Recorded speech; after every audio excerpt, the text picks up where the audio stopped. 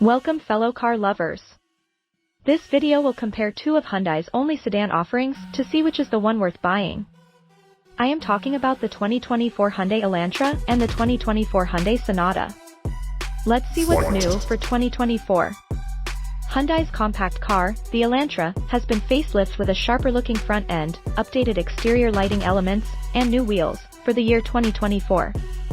There are several new color choices, including exotic green and ultimate red as well. Hyundai has given the Sonata a refresh for 2024.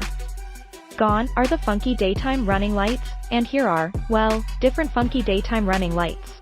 The rear bumper cover and taillights are also redesigned, but the most meaningful update happens within as it gets new technology and styling.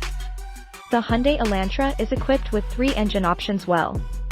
Its standard 2.0-liter inline-4 produces 147 horsepower, while its 2.0-liter inline-4 hybrid produces 104 horsepower. The N-Line gets a 1.6-liter turbocharged inline-4 with 201 horsepower. The Elantra is only available in front-wheel drive configuration, but its combined MPG rating is 31 to 54 for these engines. MSRP starts at $21,625 to $29,450 for the Hybrid Limited. The Sonata also comes with 3 engine options, with the N-Line having the more powerful 2.5-liter turbo four-cylinder outputting 290 horsepower to the front wheels. As standard, the car gets a 2.5L four-cylinder with 191 horsepower and is able to be for either front-wheel drive or all-wheel drive. Hybrid trims gets a 2.0-liter four-cylinder hybrid producing 192 horsepower to the front wheels. Overall, combined MPG rating is 28 to 47 for these engines.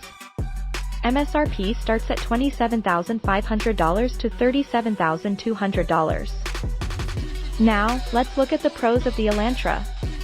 Although both cars is available with a hybrid powertrain, the Elantra actually has better MPG rating throughout their engine options. The Sonata may also be a bigger sedan, but the Elantra still wins in rear legroom. Surprisingly, the Elantra also has available digital gauge cluster, while the Sonata only gets LCD gauges. Compared to the Sonata, the Elantra only gets an 8-inch display as standard, while the Sonata gets a 12.3-inch. Overall, the Elantra actually gets less standard features, as the Sonata gets heated seats and push-button start, to just name a few. Lastly, the base engine lacks power, unlike the base engine of the Sonata, which produces 44 more ponies. Looking at the good things about the bigger Sonata, it's not surprising that it would have a bigger cargo, considering it has an overall bigger cabin than the Elantra. The Sonata also has available dual-zone automatic climate control and panoramic sunroof that the Elantra surprisingly doesn't offer.